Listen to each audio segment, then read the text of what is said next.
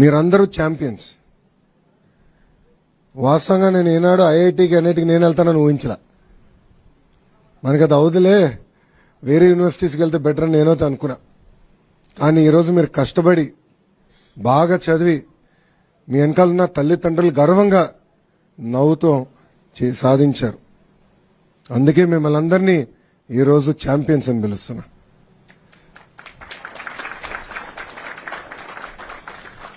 నాకు ఛాలెంజ్ అంటే బాగా ఇష్టం. బాబు గారు అంటే చంద్రబాబు నాయుడు గారు గౌరవ ముఖ్యమంత్రి వర్యులు నేను ప్రత్యక్ష రాజకీయాలు పోటీ చేయాలనుకున్నప్పుడు ఈజీ కాన్స్టిట్యున్సీస్ ఉన్నాయి, ఈ నియోజకవర్గాలకు వెళ్ళి నాకు ఈజీ అవుతుంది, నీకు ఈజీ అవుతుందని చెప్పారు. నేను తీసుకోవాలా. ఎప్పుడు గెలవని నియోజకవర్గం నాకు ఇవ్వండి, పోటీ చేస్తా, గెలుచుకుని వస్తానని చెప్పాను. ఆనాడు ఓడిపోయా. 2019లో నేను ఓడిపోయా. 5,300 పైచిలకు ఓట్లతో ఓడిపోయా. కానీ ఓడిపోయిన రోజు దగ్గర నుంచి మన ఎన్నికలయ్యే వరకు అంటే 5 సంవత్సరాలు అక్కడనే కష్టపడ్డా, అక్కడనే పోరాడా, ఒక ఛాలెంజ్ తీసుకుని ఎట్టి పరిస్థితుల్లో మళ్ళీ గెలవాలి అన్న లక్ష్యంతో పనిచేశా. నేను విద్యాశాఖ మంత్రి అవుతున్నానని న్యూస్లో వచ్చినప్పుడు ఎంతో మంది నాకు ఫోన్ చేశారు. ఎందుకు సార్ అంత కాంప్లికేటెడ్ శాఖ, ఐటీ ఇండస్ట్రీస్ ఎన్ని ఈజీగా ఉంటాయి, మీరు అదే తీసుకోండి, ఇది మీకు కష్టమైన పని అని చెప్పారు. కానీ నేను ఒప్పుకోలా. ప్రజల జీవితంలో ఒక మార్పు తీసుకురావాలి, కష్టపడాలి, మనలాంటి యువకులు కీలకమైన శాఖలో ఉండాలి, యువత ఎదుర్కొంటున్న సమస్యలు నేను నేరుగా తెలుసుకునే పాదయాత్రలో అందుకే కష్టమైన శాఖ నేను తీసుకుంటాను, ఒక ఛాలెంజ్గా తీసుకుంటానని ఆనాడు నిర్ణయించా. ఇది మీ అందరికి ఎందుకు చెప్తున్నానంటే జీవితంలో మనకు అనేక పరీక్షలు పెడతాడు దేవుడు, అన్ని రకాల పరీక్షలు పెడతాడు, కానీ జయించే శక్తి కూడా మనకిస్తాడు. కలిసికట్టుగా మనందరం పోరాడితే ఎవ్రీథింగ్ ఇస్ పాసిబుల్. ఈరోజు మన ప్రభుత్వం ఒక లక్ష్యంతో పనిచేస్తుంది. పేదరికం లేని ఆంధ్ర రాష్ట్రం, రాబోయే 5 సంవత్సరాలు 20 లక్షల మందికి ఉద్యోగాలు కల్పించాలనేది ఒక లక్ష్యంగా పెట్టుకున్నాం. నేను ఇతర రాష్ట్ర మంత్రులతో మాట్లాడా, అమెరికాలో ఉన్న లెఫ్టినెంట్ గవర్నర్స్తో మాట్లాడా. వాళ్ళందరూ ఆశ్చర్యపోతున్నారు, ఇన్ని ఉద్యోగాలు మీరు చేయగలుగుతారా అని, తీసుకురాగలుగుతారా అని. గతంలో తీసుకొచ్చాం, మేము చూపించాం.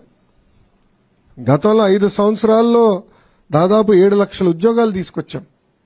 సో ఒక లక్ష్యంతో పనిచేస్తున్నాం. దాంట్లో భాగంగా కేజీ నుంచి పీజీ వరకు విద్యలో సంస్కరణలు తీసుకురావాలి, మార్పు తీసుకురావాలి లక్ష్యంతో ఒక బాధ్యత నేను స్వీకరించాను. బాబు గారు ఎప్పుడు ప్రజల పరిపాలన ఉండాలని చెప్తారు.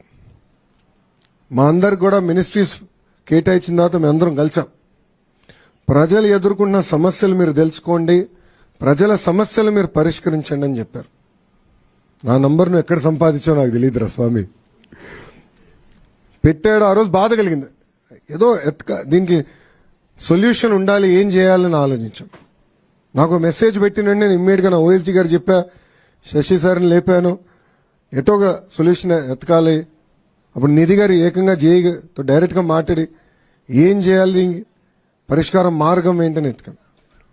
2-3 సార్లు మీతో మాట్లాడడం కూడా, ఏంటి వాట్ ఈస్ ద సొల్యూషన్ అని. సో మన అందరిలో ఆ శక్తి ఉంది. సో ఈ ప్రభుత్వంలో చాలా స్పష్టంగా ప్రజలకు కావాల్సిన ప్రభుత్వం, ప్రజలకి జవాబుదారీతనం ఉండాలి, అందుబాటులో ఉండాలి. ప్రజలు ఏ సమస్య ఏదో పరిష్కారం ఎత్తుకుతున్నారో అది అందించాల్సిన బాధ్యత మంత్రులపైన ఉంది. వాస్తవంగా నేను ఎంత కష్టపడినా ఈ 5 సంవత్సరాలు ఈరోజు ఈవెంట్ నేను మర్చిపోలేను. ఎందుకంటే మీ తల్లిదండ్రులు అందరు నవ్వుతా, నేను ఈ రూమ్లో అడుగుపెట్టినప్పుడు నవ్వుతా నన్ను పలకరించారు. నాకు తెలుసు, వాస్తవంగా నేను స్టాన్ఫర్డ్ ఎంబీఏకి అప్లై చేసినప్పుడు నాకు వస్తున్నాను అనుకోలే. 3 యూనివర్సిటీస్కి అప్లై చేశా, స్టాన్ఫర్డ్ లీస్ట్ ఛాన్స్ అనుకున్నా. కానీ ఎప్పుడైతే నాకు ఇంటర్వ్యూ లెటర్ వచ్చిందో ఇంట్లో చెప్పా, ఇట్లా ఇంటర్వ్యూ లెటర్ వచ్చింది. నా తల్లిలో నా నవ్వున ఈ రోజు కూడా మర్చిపోలేను. దాని తర్వాత ఎప్పుడైతే నాకు అడ్మిషన్స్ లెటర్ వచ్చిందో, డీన్ ఆఫ్ అడ్మిషన్స్ నుంచి నాకు లెటర్ వచ్చింది, అది చూపించాను. చంద్రబాబు నాయుడు గారు కూడా గర్వంగా ఆ రోజు ఫీల్ అయ్యారు. సరే అట్లానే మీ తల్లిదండ్రులు కూడా ఎంత గర్వంగా ఉన్నారో వెనకాల నేను చూస్తున్నా. నిజంగానే నాకు చాలా సంతోషం కల్పించింది. సార్ అదే ప్రజా దర్బార్ కండక్ట్ చేస్తున్నారనే ఉద్దేశంతో ఆదివారం పొద్దున్నే మీ దగ్గర వద్దాం అనుకున్నాను సార్.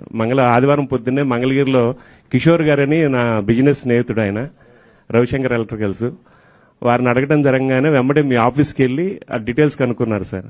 ఇంకా ఆయనే చెప్పారు, సార్ నాకు ఒక ప్రాబ్లం వచ్చినప్పుడు లోకేష్ గారి ఇంటికి వెళ్ళినా ప్రాబ్లం విన్న తర్వాత వెంబడే లోపలికి పిలిపించి సాల్వ్ చేశారు. మీరు ఎడ్యుకేషన్ సంబంధించిన కూడా ఇబ్బంది ఏం లేదు, లోకేష్ గారు అలా ఫీల్ అవ్వరు, మీరు వెంబడే వెళ్ళండి అన్నారు. వస్తే సెక్యూరిటీ సార్ వాళ్ళే లేదు సార్ హైదరాబాద్లో ఉన్నారన్నారు. వెంబడే సార్కి చెప్పాను. సార్కి చెప్పంగానే మా నెంబర్ ఇచ్చి మీరు ఫోన్ చేయొద్దు, జస్ట్ మెస్ఎంఎస్ చేయండి చాలు, సార్ వెంబడే స్పందిస్తారన్నారు.